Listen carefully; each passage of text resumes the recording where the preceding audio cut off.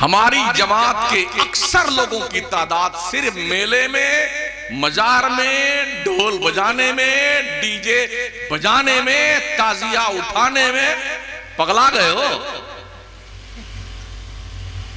दिमाग की चूलें हिल गई हैं। मैं आपसे पूछना चाहता हूं, ताजिया क्यों उठाते हैं आप? कोई रीजन है आपके पास?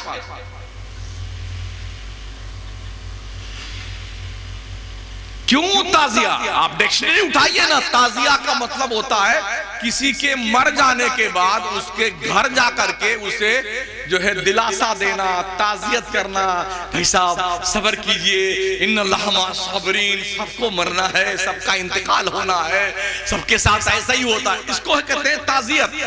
ताजियत से ताजिया बना है। आप ताजिया बना के घुमाते गली कुचे में। मैंने सुना पहले बड़ा ताजिया बनता था आपके गांव में, अब छोटा हो गया थोड़ा। हुआ है ना? क्यों करते हो? आपका बेटा मर जाए, ताजिया बनाएंगे आप? जवाब चाहिए। आपका बाप मर गया हो, ताजिया बनाओगे? ढोल बजाओगे? उछल कूद करोगे? इतनी मोटी सी बात अगर तुम्हें लॉजिक लगती है, तुम्हारे भेजे में घुसती नहीं है, तुम काहे का मुसलमान है यार?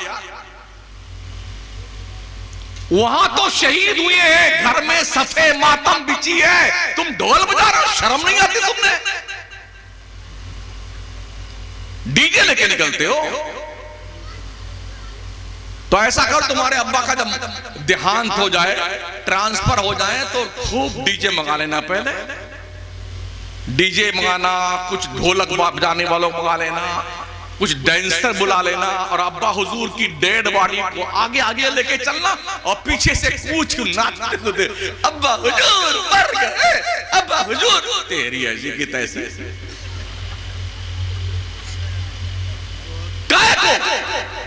शहीद जिंदा होता, जिंदा, और जिंदों की कोई ताजिया नहीं होती है। वला तक़ूलू लिमन युक़्तलु फ़ी सबीलिल्लाहि अमवात बल अहयाउन वलाकिन ला तशऊरून। रब कदीर फरमाता है, जो अल्लाह की राह में कत्ल किए गए उन्हें मुर्दा मत कहना, वो जिंदा है।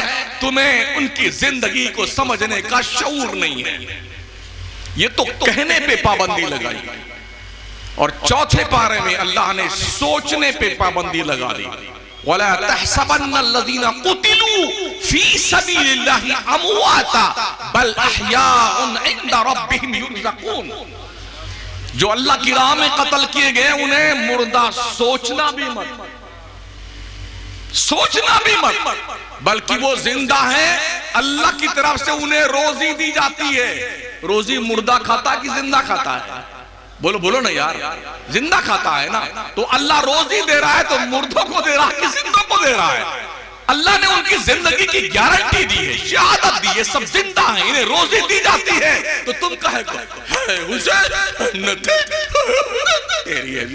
पगला गया है, सीना पीट रहा है बेटा, मातम कर रहा है, भों भों रोए जा रहा है। एक दिन हरम शरीफ में हम बैठे हुए थे मताब में, हाँ 150-200 का कबीला इनका आता है, शियों का, वहां से ईरान से। तो एक आदमी खड़ा होता है और सब बैठे होते हैं, मर्द औरत। हम भी, मैं अभी भी एक साथ बैठे हुए थे किनारे हज करने, गालिबन 2002 की बात। तो वो खड़ा होकर कुछ पढ़े तो सारे इतने मर्द और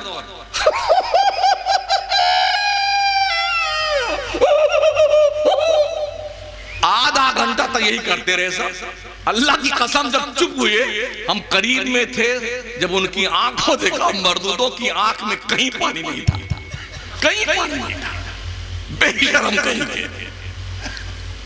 आधा घंटा करने के बाद एक बूंद तो दिखना चाहिए था,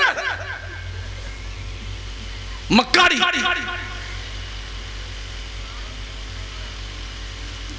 और जिंदों के लिए क्या मारना? शहीद जब शहीद होते थे ना, तो जानते हो शहीद होते होते क्या कहते थे? फुज़्तु बिरब्बिल काबा, काबा के रब की कसम में कामयाब हो गया। क्या जिंदगी यार, कि मौत को भी उस वक्त जो है पसीना आता था जब शहीद इंतकाल करता था।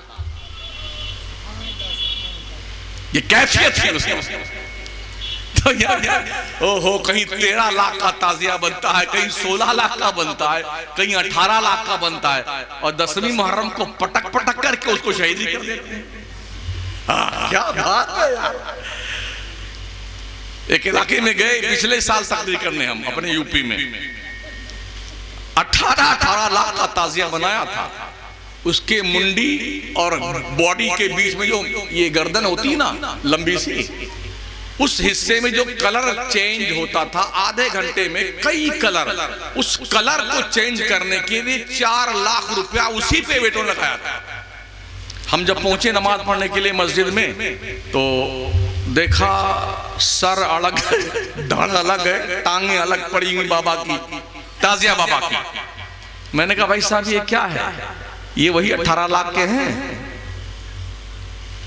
जो बड़े इज्जत के साथ चौक पे रखे गए थे, गली में घुमाए गए थे, और आशा मलीदा लाके फातिहा दिलाए गए थे, अगरबत्ती सुलगा के धोनी दी गई थी। ये वही बाबा है जो उल्टे सुल्टे पड़े हुए हैं दरवाजे के सामने। बोले नहीं, इससे मुसलमानों की शान जाहिर होती है। ओ पगलो, तुम्हारी शान जब जाहिर होगी, हर मुसलमान खुदा के दर में सजदा रेज होकर के सुभान रब्बियल आला का लाहूती नगमा पुकारे, फिर देख तेरा सर अल्लाह कितना बुलंद करता है। ताजिया उठाने से इस्लाम बुलंद होता है, ढोल बजाने से। बंद कर दो ये बकवास। इस खुराफात का इस्लामी कल्चर से कोई ताल्लुक नहीं। रसूल रहमत सल्लल्लाहु ताला अलैहि वसल्लम के अर्दवानो, कुछ लोग कहते हैं अरे हमारे अब्बा दादा परदादा से ये ताजिया हम रखते आए हैं, अगर नहीं रखेंगे तो, एक बार ऐसा सुना था हमारे दादा कहते थे भैंस मर गई, ताजिया नहीं रखा तो भैंस मर गई। मैं 40 साल से ताजिया के खिलाफ तकरीर कर रहा हूं, अब तक नहीं मरा हूं। मैं मरा हूं, आपके सामने बैठा हूं। अच्छा, जिसको मौत आनी है ताजिया बाबा रोक लेंगे? कुल्लु नफ्सिन जायकातुल मौत।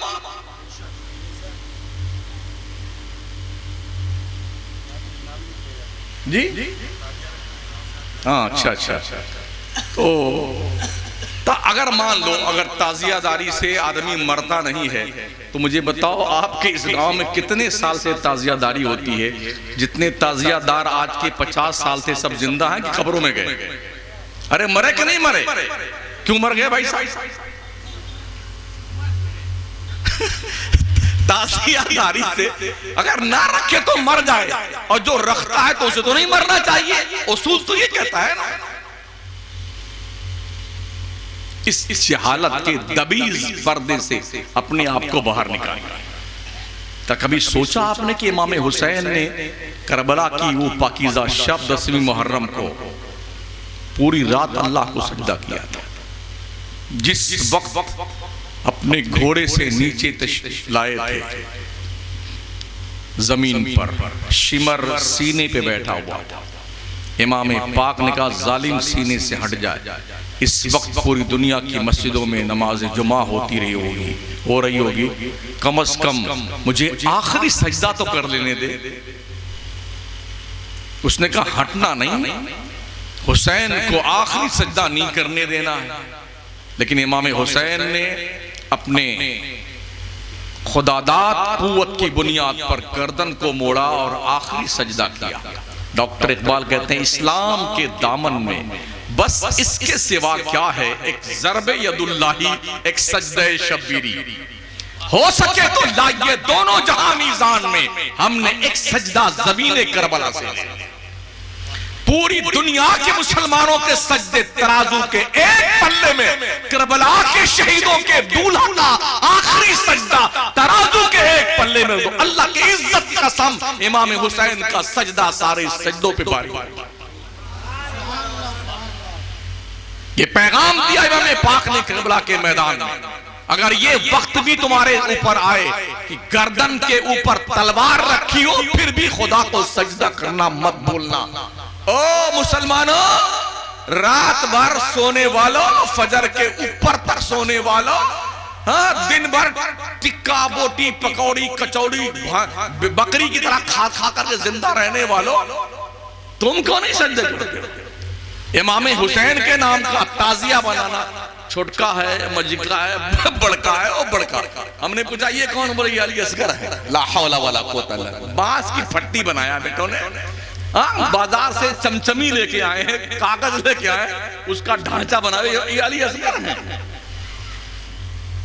ये अली अकबर हैं ये। और फिर उसमें क्या मेहंदी निकालते हैं। बोले हजरत कासिम जो इमाम हसन के लड़के थे, उनका जो है रिश्ता तय हुआ था इमाम हुसैन की बेटी से, वो करबला के मैदान में उनकी शादी करवाई। तेरी ऐसी की तैसी, वहां तो जान के लाले पड़े हुए थे, 22,000 का लश्कर सामने मौजूद है, या बेटे मेहंदी निकालते हैं, हाँ, सतई को मेहंदी निकालते हैं। और फिर जो है नवी रात को हजरत बाबा को ला करके वहां चौक पे रखते हैं, लीप पोत करके, खुशबू लगा करके। दिल के फफूले जल उठे सीने के दाग से, इस घर को आग लग गई घर के चिराग से। सोचिए और 100 बार सोचिए, दुनिया की पूरी कौमें आज आप पर टूट पड़ी हैं, आपके पास क्या लाए है अमल? फिलिस्तीन से लेके मुल्क शाम तक, मुल्क शाम से लेके भारत तक, आपकी जमीन, आपकी जायदाद, आपकी मस्जिद, आपके मज़ारात, आपके कौमों की इज्जत व आबरू, आपका धंधा बिजनेस, आपकी